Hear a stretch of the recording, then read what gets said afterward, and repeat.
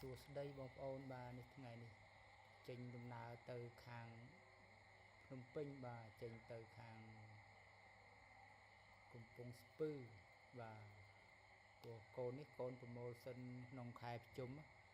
គូទី3នេះគូទី3បាទនៅមួយគូទៀតអស់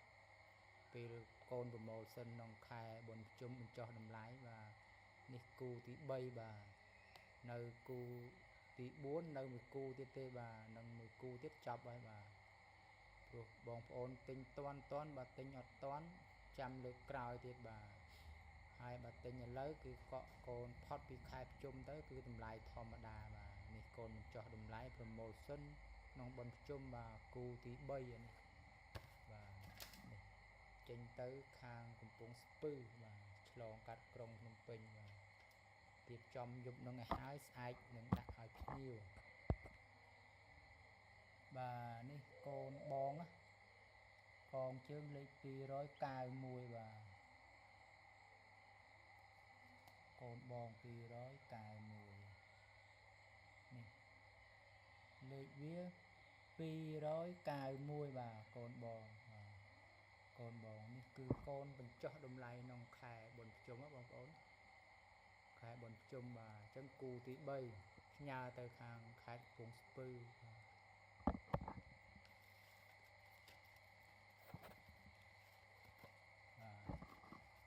ដាក់ចូលកត្របគ្រាប់បាទបាទនេះ290គត់បាទកងជើងវាពណ៌ទឹកប៊ិចហើយមានខ្សែរូបខៀវនៅខាងឆ្វេងសម្រាប់យើងចងជើងវាកាលណាវាធំឡើងយើងត្រូវចងជើងវាអត់ចឹកខ្សែបាទគឺមានចំណាំរបស់ខ្ញុំគឺចំណាំដែលម្ចាស់អ្នកគាត់ទិញដែរបាទអញ្ចឹងគាត់ឃើញវីដេអូនេះហើយកាលណាគាត់យកកូនរលកដល់ផ្ទះគឺមានផុសតាងរបស់គាត់ថាការជាក់ស្ដែងពីម្ចាស់ទ្រង់ទៅហើយការជាក់ស្ដែងរបស់គាត់មានភាពស្មោះត្រង់បាទបើសិនជាបងប្អូនត្រូវការអាចតាក់ទងបានតាមលេខទូរស័ព្ទ097 28 91 683ផ្នែកវាមុតល្អណាស់ពូជអាបាចាស់អានឹងកូនអាបាចាស់បាទមានកាយវិការមានគូអាងបាទវាគូអាងតែមេអត់គូអាងទេតែដឹងវាចេញមិនចេញអត់ដឹងទេជារឿងរបស់វាហ្នឹងបាទ